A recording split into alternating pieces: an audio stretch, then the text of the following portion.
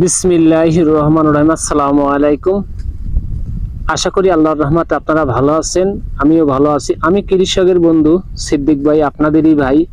তো নতুন আরেকটা ভিডিও নিয়ে আসলাম।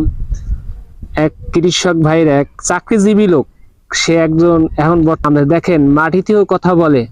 যদি কৃষি ভালো হয়, ভালো ফসল কথা না, যেখানে সফলতা সেখানেও আমি, আর যেখানে ব্যর্থতা সেখানেও আমি। দেখেন যেখানে ব্যর্থতা সেখানে সফলতা শুরু হবে।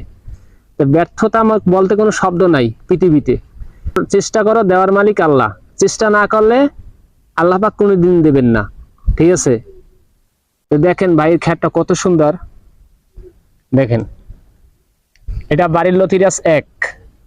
দেখেন আমি বারে বারে কথা বলি যে বাড়ির লতিরাজ এক, বাড়ির লতিরাজ তিন, বাড়ির লতিরাজ চার, বাড়ির লতিরাজ 14, বাড়ির লতিরাজ 19, ঠিক আছে? খালি 14তে তিলা নাই, 3-এ তিলে আছে, 4-এ তিলে আছে, 19-এও তিলে আছে, 14তে বাদে। আপনারা বাংলাদেশে বর্তমানে অনেক কৃষক অনেক লোকের কাছ থেকে চারা নিয়ে কিন্তু প্রতারণা হইতে আছেন। আমাদের কাছে ফোন দিয়ে বলেন, ভাই এই লতি এই তিলা, এই দেখেন এই তিলা দেখে নিয়েছি, কিন্তু এই গাছে লতি তো বাইরে না, খালি চারা হইয়া যায়।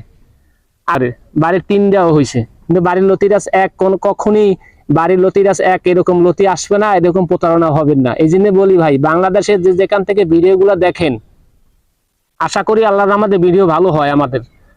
তো আজকে আসছে এক ভাই সফলতা গল্পই আগে করতে, এখন সে চাকরি করেন, এখন এই কৃষি আছে প্লাস তার দোহানও আছে, দোহানের পাশাপাশি এই কৃষি ক্ষেত খামারে কাজ করে।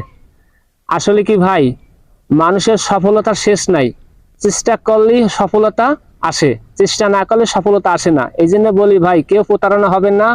100% ঠিকানা দেওয়া থাকবে, স্ক্রিনে নাম্বার থাকবে, নাম্বারে যোগাযোগ করে ঠিকানা মতো আইসা পরে আপনার গাছের লতি দেখে পরে যাই আপনার চারা সংগ্রহ করবেন, ঠিক আছে?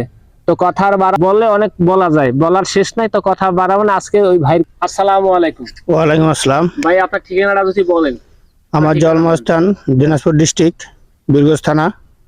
তো আমি দীর্ঘদিন ঢাকায়, আমি একজন গার্মেন্টসের প্রোডাকশন ম্যানেজার ছিলাম বেক্সমকো গ্রুপে। সো গার্মেন্টস চাকরি রিজাইন দিয়েছি। দেওয়ার পরে 1 বছর আমি শোরুমের দোকান দিয়েছিলাম, ফার্নিচারের শোরুম। তো ফার্নিচার শোরুমে সারাদিন সময় লাগে না, শুধু সকালে আর সন্ধ্যায়, বিকাল 5টা থেকে রাত 10টা পর্যন্ত বেচা কিনা হয়। সারাদিন অবশিষ্ট সময় থাকে। এই সময়ের ফাঁকে আমি এক ফাঁকি মাটি কচু লাগাইছি।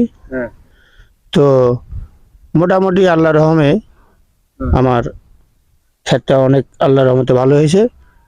এবং আসলে কি আপনি